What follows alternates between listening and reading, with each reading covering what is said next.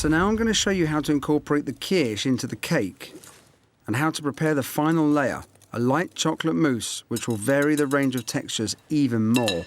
This next stage uses the same base to make both the kirsch cream and the chocolate mousse. In here, I've combined egg yolks and sugar in exactly the same way that I did for the flourless chocolate sponge.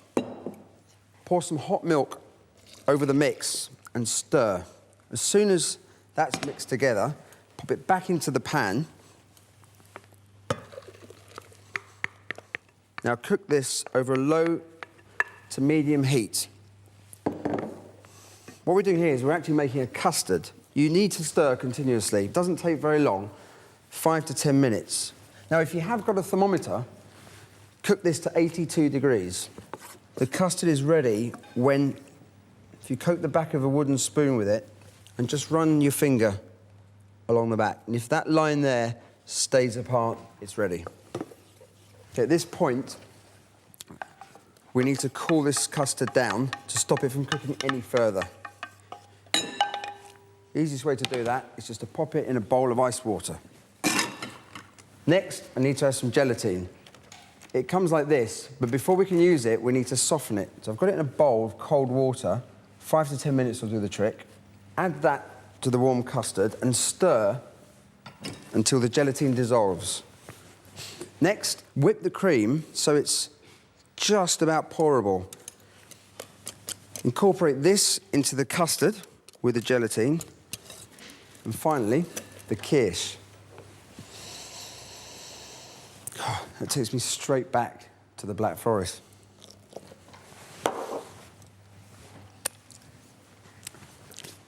That's incredible. So that's ready. Pouring it into a baking tin, exactly the same size that we used for all the other layers, and just pop it in the fridge to set. Now for the chocolate mousse, it's exactly the same as this, but I'm replacing the kirsch with some chocolate. One other ingredient for the chocolate mousse, salt. This might seem a little strange adding salt to chocolate, but salt has the ability to make bitter foods seem sweeter.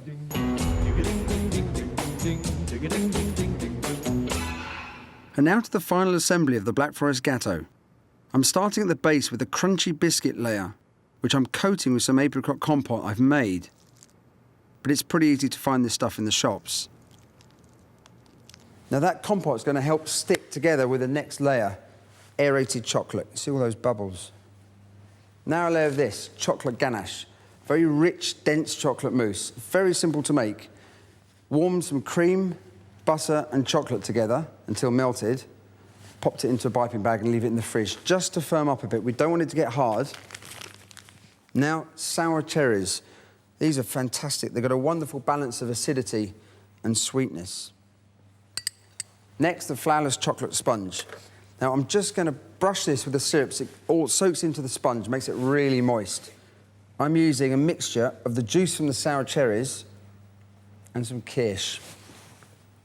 Now, because this has got no flour in it, soak it right at the last minute. This is very delicate, so I'm going to use a palette knife.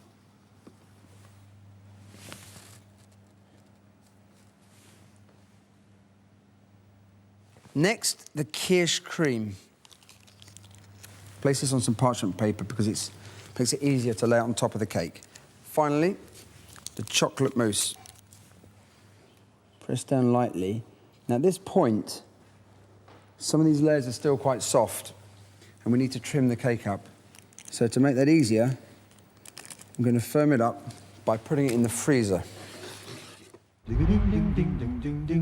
So once it's frozen, it needs to be trimmed up so it looks like this. Now you'll notice I've made some holes in the top. I'm using a melon baller. Push the melon baller down onto the mousse and then just carefully lift the mousse out. Now we've built the foundation of our Black Forest Gateau, we need to store it in the freezer until the next stage. Those DIY tools prove useful in more ways than one. They led me to using this, a paint gun, which when filled with melted chocolate and groundnut oil can be used to create a suede-like finish to the Gateau. It is important that the Gateau is properly frozen before spraying, and after spraying, return the Gateau to the freezer to set the chocolate. Just before serving, make a small hole in the indentations, then pour in a little of the syrup from the cherries. So when you cut into this cake, that juice is going to run all the way down the side. It'll be fantastic. To make the cherries look more authentic, I've taken some vanilla pods, cut them in half, tied a knot in the end and dried them. Pop them into the hole at the top of each cherry. Right, for the last two touches, it will really turn this into a special Black Forest Gateau. There's this edible wood. It's in fact the base from the Gateau, baked, and then using a little paste made with cocoa powder and water and a rubber paint effects tool, making a mark, this pattern on the side, so it looks like wood.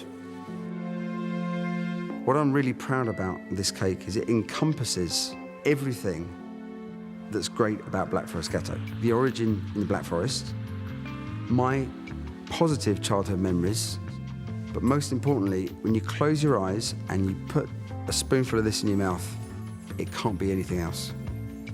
It's Black Forest Gateau.